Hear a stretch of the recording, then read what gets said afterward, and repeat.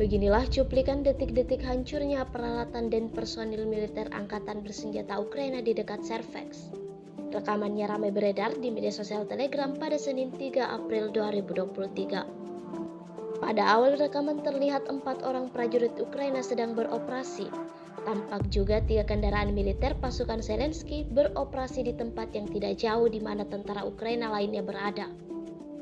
Pasukan Rusia yang memantau menggunakan drone tidak tanggung-tanggung langsung pukul habis posisi target dengan artileri. Hasilnya menakjubkan, seperti yang terlihat dalam rekaman. Angkatan bersenjata Ukraina pun mengalami kerugian yang besar.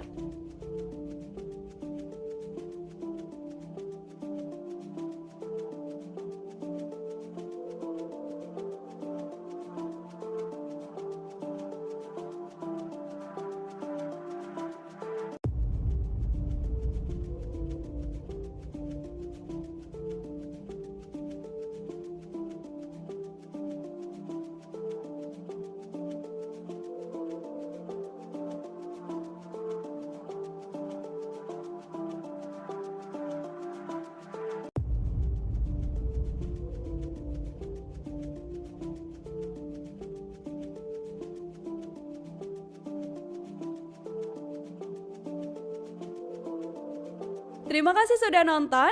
Jangan lupa like, subscribe, dan share ya.